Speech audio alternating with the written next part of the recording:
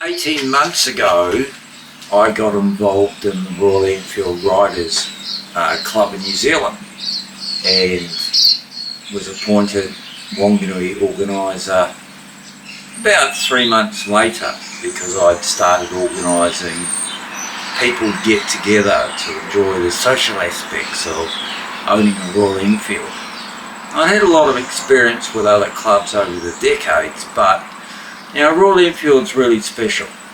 The company is the oldest motorcycle company in the world, starting production in 1901, and they've been in continuous production since. Back in 1970, the company stopped in the UK, but production had already started in 1955 in India, making bikes for the Indian Army. And that company just carried on, and of course today they are one of the key players in the global motorcycle world. Not just producing retro classics, but modern adventure bikes and medium weight cruisers. And in New Zealand, the numbers continue to grow. When we started in Wanganui, there was only 4 local members, and we now have 24, including the Rangitikei area.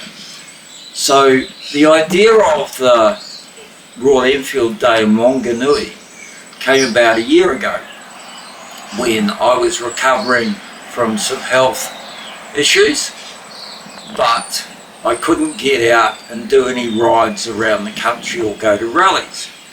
So I thought, well, let's just have a day in Wanganui where we get together.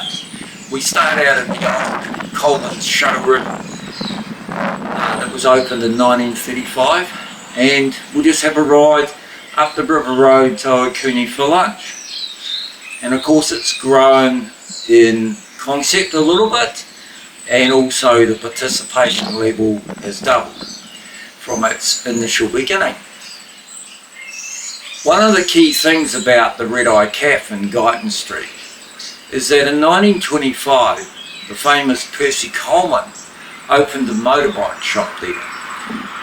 It was actually a Harley Davidson dealership to start with, but after a trip to England as New Zealand's first official Isle of Man competitor representing New Zealand, Percy Coleman came back to New Zealand with the Royal Enfield distribution for the country. So 1930 is the official date when Royal Enfield became a brand in New Zealand. And they were not easy times during the 30s. After the war, the company in England at Redditch recalled the huge stock of parts that Coleman's had on consignment, because they needed every single item to help put bikes together to sell overseas. So we use the Red Eye as a regular meeting place, and that's where we start the River Ride. So we go up the it's an amazing road. It's so scenic, it's full of history. It's sealed now, it's very narrow, and we came across sheep, cattle on the side of the road. In fact, it was a big bull. And we even had a goat jump out off one of the banks and nearly hit one of the riders as we made the climb up from Pipariki to Ratahi. But it was just such a magic day yesterday. There were riders from all over the North Island who had never ever been on the road, and they were just blown away by the atmosphere, the countryside. We even stopped at Matahiwi Gallery, and honestly, it was so warm there and so nice, and the people so great, that a lot of guys would have been happy to have stayed there for the day and then just gone back to town for tea. But we went on to Okuni because we had a member from Taupo, Nick, ride down on his military classic 500, and what a stunning machine.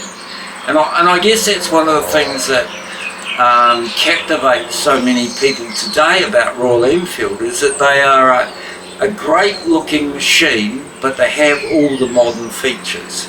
Electric start, fuel injection, ABS brakes, You know, they're not heavy machines, they're reasonably lightweight, and you know, while some of them might be a bit soft on power, the 650s are great all-rounders, great touring machines, and you know, there was over 25 of them on the ride yesterday out of the 42 bikes.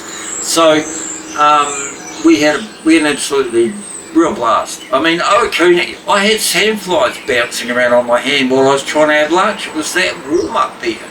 And I mean, usually this time of year there is snow around, but it's quite icy and chilly with the breeze. But yesterday was just the perfect day.